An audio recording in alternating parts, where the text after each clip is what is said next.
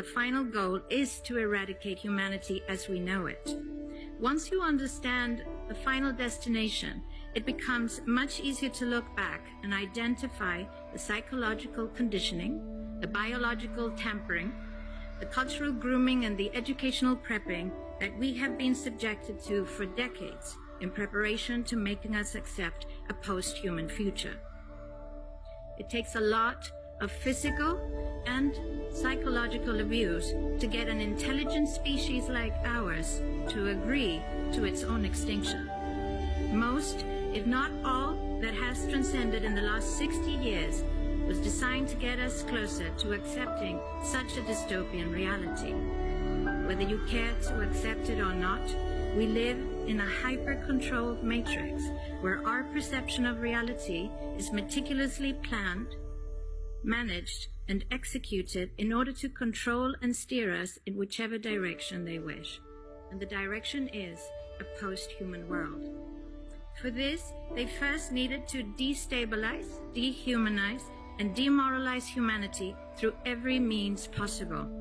The destruction of the nuclear family, children being indoctrinated by the state, abortion, the eradication of God and spirituality from education, life in megacities and away from nature, toxic food, air and water, social media, replacing real human connection and interaction, engineered financial crisis and taxation, endless wars and massive migration, stress, anxiety, depression, drugs and alcohol, constant fear-mongering, moral relativism as the new religion, and I could go on and on about how humanity has been influenced and forced to move away from all the things that give us strength, security, purpose, and meaning.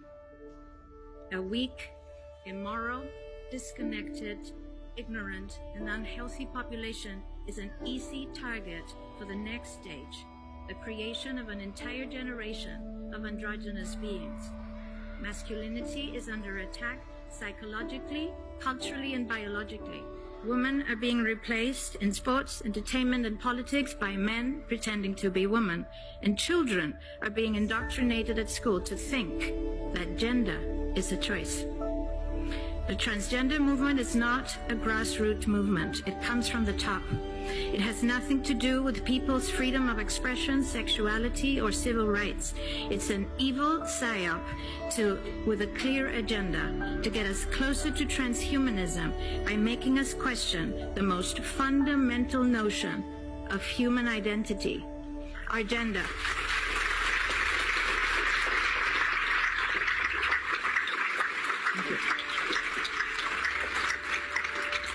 If you don't know who you are, if you already identify as a hybrid between a man and a woman, you will be easily convinced to become a hybrid between human and machine. Gender ideology is the 2 + 2 = 5 from George Orwell's 1984 dystopian novel. It's the final test to see whether we will follow the most absurd party line towards our own extinction. But 2 + 2 = 4. And no matter how you choose to dress, call yourself, or change your physique, will not change that. The sad reality, though, is that in the gaslighting process to get us closer to a post-human future, they have mentally and physically harmed an increasing number of children and young people, and it's only getting worse. This must be stopped.